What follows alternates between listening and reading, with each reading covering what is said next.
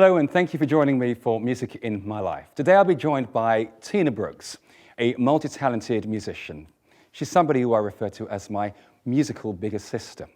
She'll be talking about her various musical activities and the journey of music through her studies in ethnomusicology, and you'll find out what that means in just a moment. Stay with us.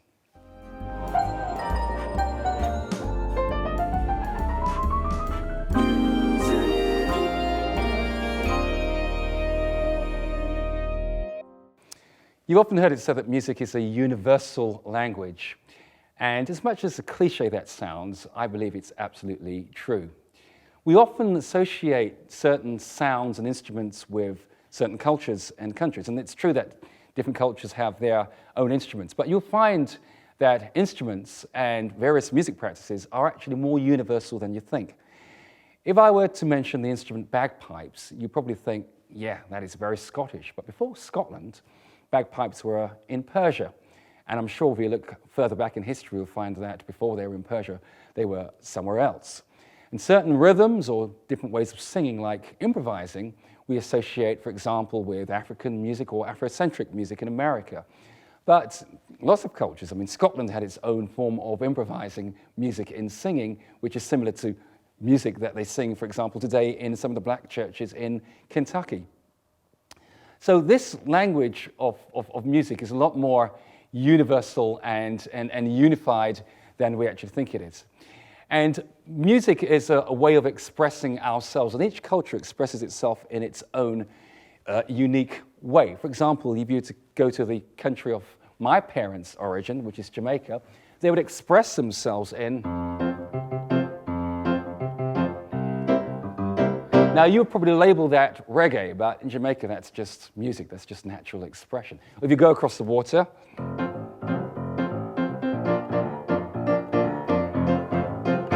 now you would label that probably soca or calypso, but in Trinidad, that's just the way they actually communicate. Or you might go over to something like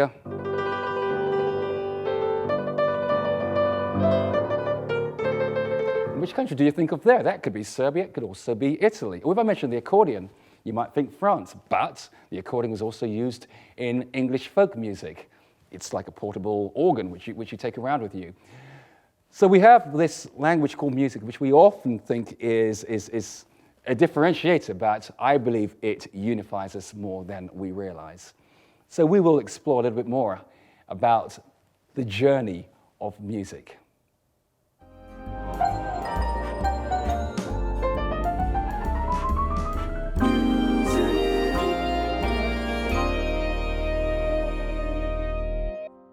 Tina, thank you very much for joining me on Music in My Life. It's a pleasure to be here. Now, there's so many facets to you as a musician, and it's something that I've always been fascinated by. Growing up, I've known you, and I've seen the different parts of your musicianship, what makes you as a musician. So, what are you as a musician? What do you do? Okay, I'm a singer and a pianist, and sometimes I do both at the same time. I'm also a teacher, that's how I make my living. I'm also a composer and an arranger, and an ethnomusicologist and a conductor. I want to pick up on ethnomusicology. It's not a word we use in everyday talk. So what does an ethnomusicologist do or study? What's that all about? Well, ethnomusicology is the study of the place of music in different cultures of the world. And when I first came across the topic, I thought it was just about the music, but it's a really fascinating subject when you look at the place that musicians have in different societies of the world. So in some places they're very highly regarded, in other places they're, equal to teachers and so on, and in other places they're the bottom of society. And if you tell your parents you want to be a musician, they'll pull their hair out and be really distressed. Ah, so that's why my father's bald. Maybe. Well, let's take these things in their different contexts, one by one. So, I mean, singer, pianist. Now, what type of music do you play as a pianist, and what type of music do you sing as a singer? Well, as a singer, I sing gospel music mostly. I'm classically trained and I sing in about 5 languages, quite convincingly. Which ones are they? Because I'm going to test you. I can sing in French and German, Latin, Italian, and English. And St. Lucian, I guess, as well. Only short phrases in Zac patois. Right, and piano, is it?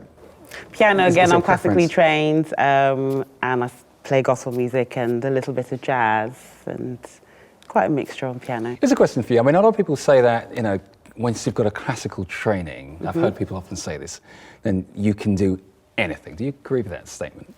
Not always, because I've come across classically trained musicians who can't play Twinkle Twinkle Little Star by ear or Happy Birthday to You by ear.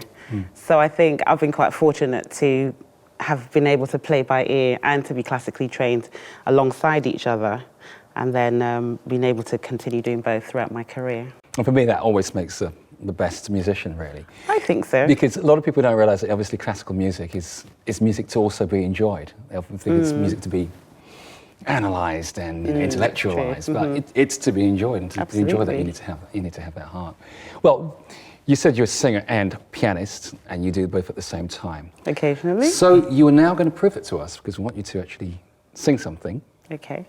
and you're going to sing a gospel song. Yes, I am. Okay.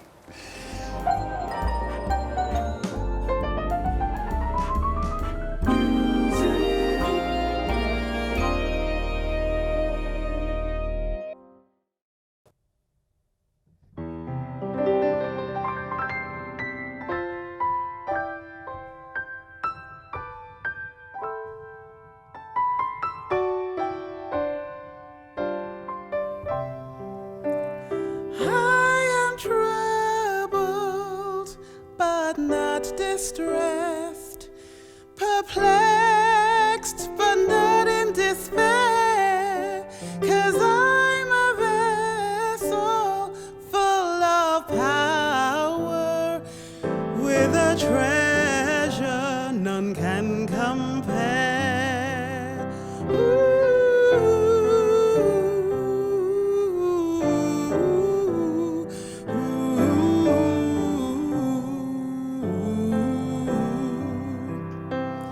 I'm persecuted, but not forsaken, cast down, but not destroyed, 'cause I'm a vessel full of power, with a treasure from the Lord. I'm a vessel full of power, with a treasure from the Lord. So thank you, Father, for your power. It has resurrected me, 'cause I'm a vessel full of power, with a treasure from the Lord.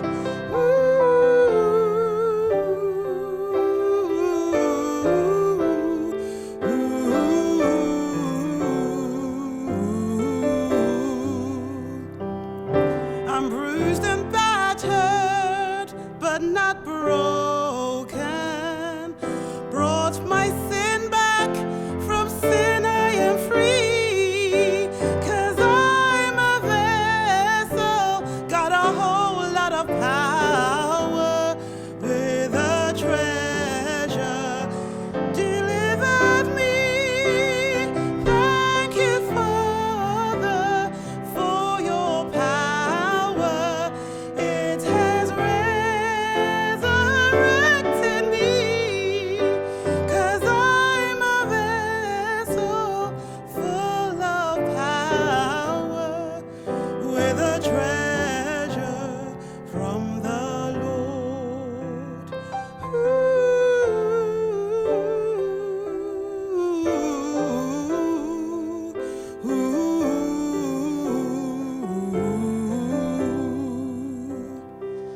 I'm a vessel, got a whole lot of power, with a treasure from the Lord.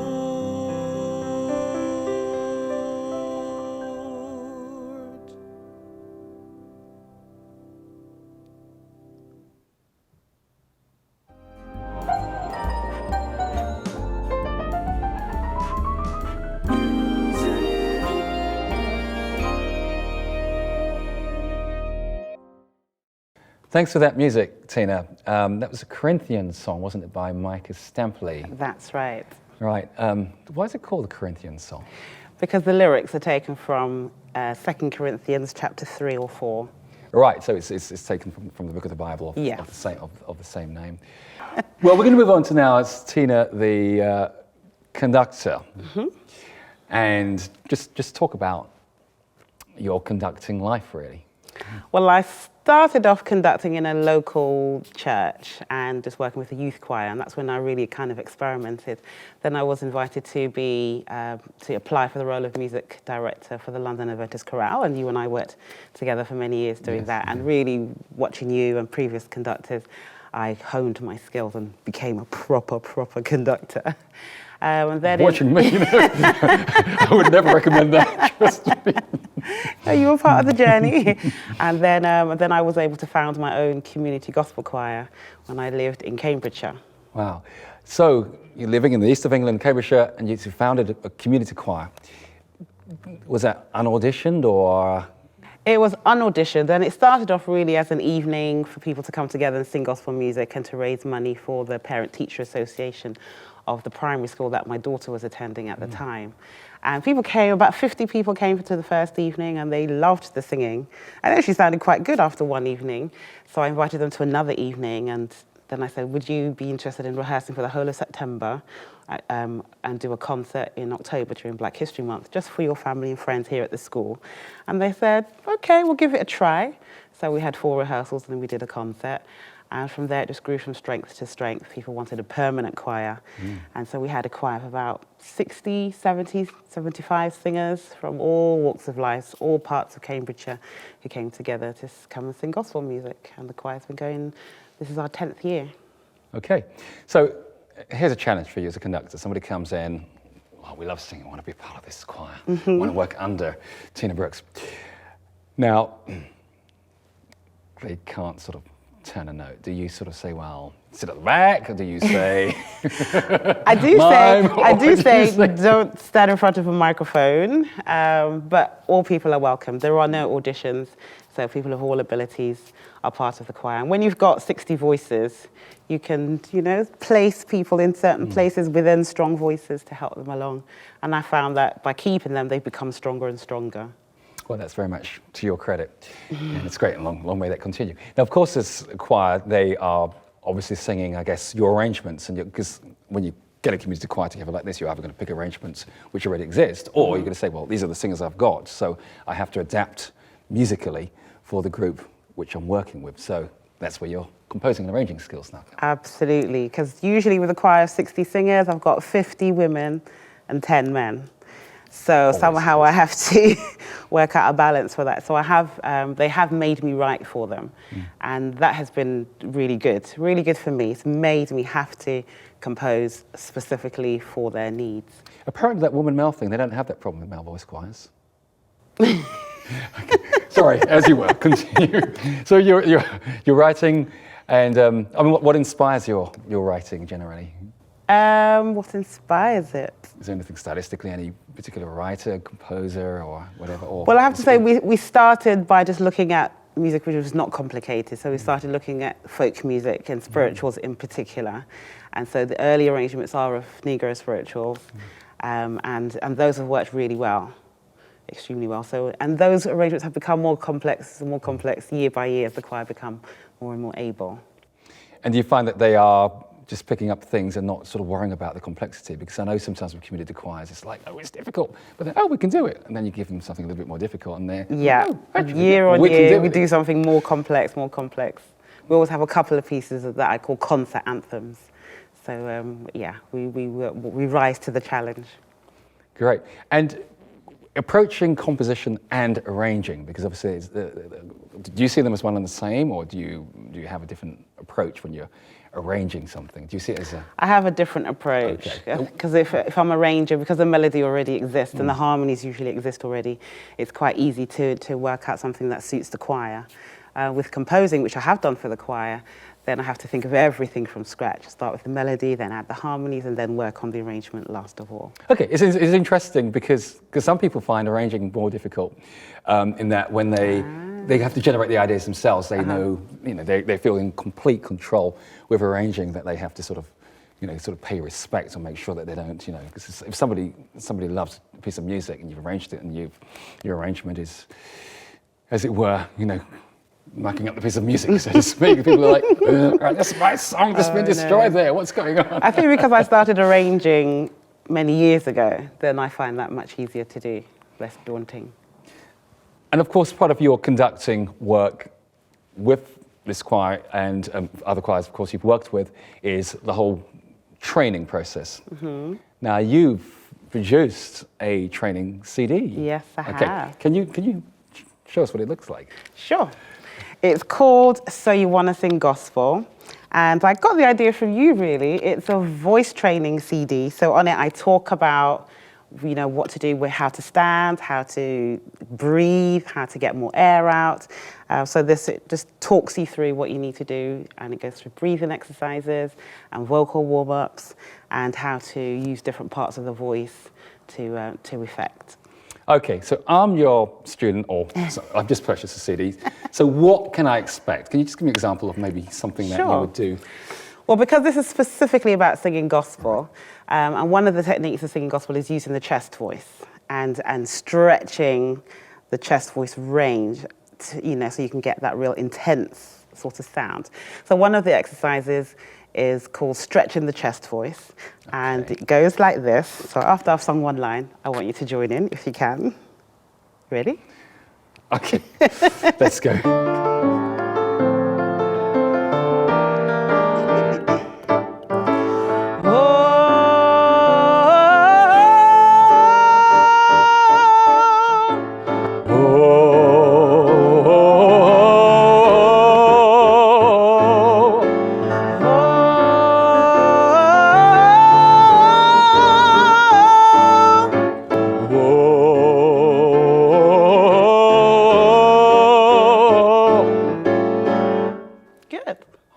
Yes, I can feel it right there. So it helps the top end of the chest voice to really ring out and vibrate. And then it goes up a key, just to really challenge singers. Oh, so it keeps going higher? It only goes up once. Oh, so you're kind. Fantastic. And feedback, I mean, people listen to this and say, oh, I've become a gospel singer overnight. Well, they haven't quite become a gospel singer overnight, but they do understand more about how to use their voice and how to get different colours from the voice, how to sing in chest voice, how to sing in middle voice, how to sing in head voice, and to get that nice operatic ring, which gospel songs do occasionally need. That's the great thing about gospel, it just uses so many different it has so many different colours, So complex. Well, I want to talk about the gospel. We're going to pick that up because, of course, you've studied ethnomusicology, and your route, I don't want to get it wrong, so I'll let you describe what specifically you studied in that. My final dissertation, I chose to study the journey of gospel music from its African roots through slavery into Negro spirituals, through emancipation into the early blues and gospel music, and then how that music has grown and developed and come across to England. Amazing. So which part of Africa does the journey start? Mostly the west coast of Africa, Ghana in particular, where many slaves were taken throughout the slave trade. Right. And when we obviously hear gospel nowadays, I mean, what is preserved from West Africa? Because obviously it's a mix of many different styles. So what are the pure elements? I think the pure elements would be the percussive singing, the expressive style of singing, and really singing from the heart. And also harmonies, the call and response element is still there as well in some gospel songs. Right, and of course it spawns, so many different styles of music as well came out of that. Absolutely. Yeah. We have blues, we have jazz, we have soul, R&B, and everything that leading up to the 21st century. Because some people argue that, jazz is sort of more universal than African. I mean, what's your take on that in terms of your study? It's definitely related to the blues, and blues definitely has roots from slavery, when the music was mixed with English folk song, as well as their African songs. And then the mixture came through into Negro spirituals and into blues. and jazz came through the blues strand, if you like. So it definitely has African roots. Great. It has become much more respectable Yes. and universal, but it has definitely got African roots. Okay, well, you're going to sing another song for us now. So this is a gospel song. Yes, it's a 20th century gospel song, and it's by Jonathan Nelson, and it's called To Be. Called to Be. Well, let's see the journey in Called to Be. Okay.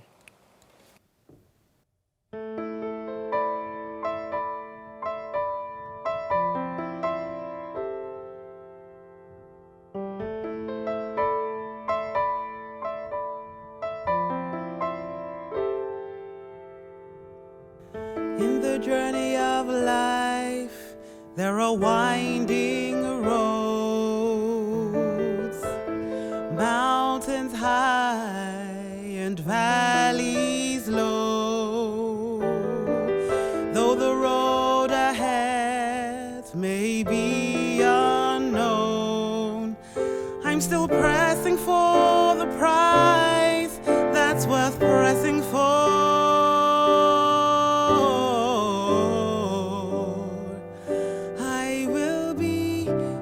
You called me to be. I'll say yes, Lord, I agree. My desire passionately is to be what you called me to be, and that's what I'll be.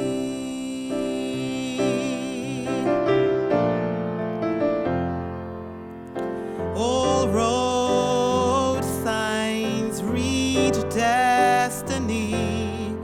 I'll follow you wherever you lead. Nothing can hinder me, for the prize is all I see. All I see. I will be what you called me to be. I'll say yes, Lord, I agree. My desire passionately is to be all you want me to be. That's what I'll be.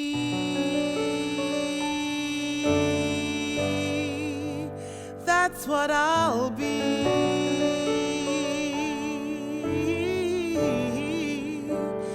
That's what I'll be.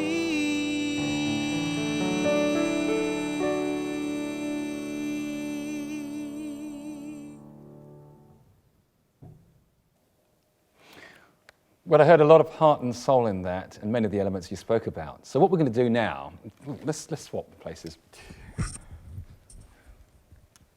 I thought it would be really interesting if we could actually do a journey through time in music. I know we can't cover the whole thing, but if we just start off like in Africa, West Africa, where it'll begin.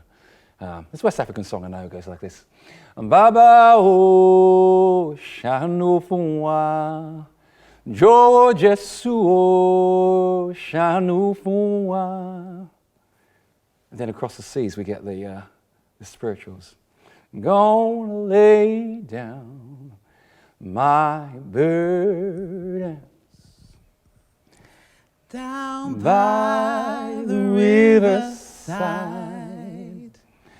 down by the riverside, down by the river. Then we get the city blues.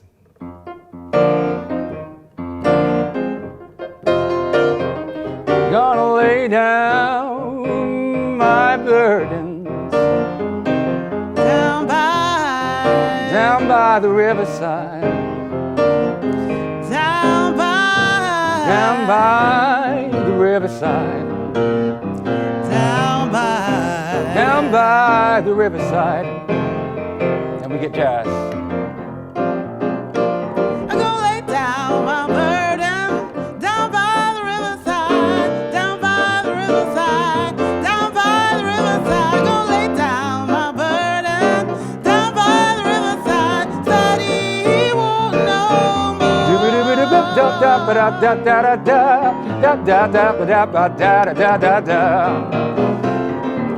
Sounds like a church rhythm as well. It does.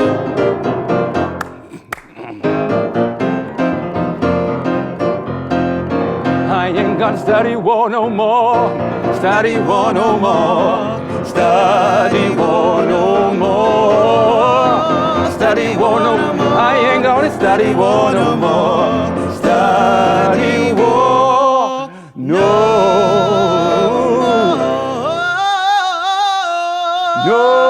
more.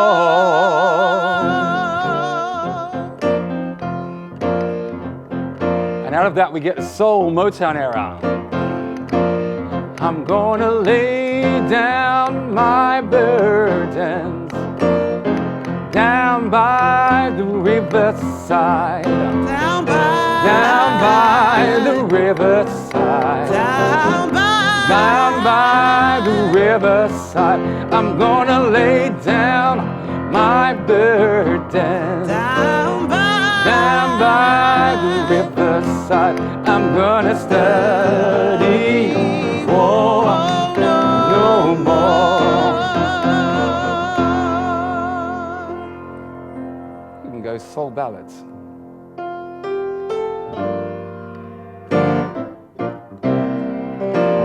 Gonna lay down my burdens down by the riverside. oh down by the riverside. oh down by the riverside. I'm gonna lay down my burdens down by Down by the riverside. Study war no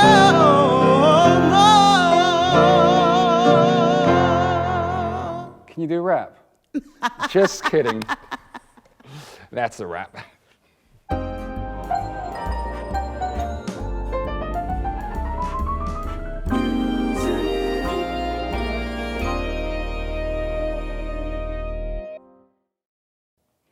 Today with my guest, we've discovered the diversity of music, the different ways of expressing it in composition, in teaching, in corporate expression. And it's a poet who wrote the words, "All nature sings and round me rings the music of the spheres. Wherever you are, there's a song going on. Take time to listen to it." Join me again for Music in My Life.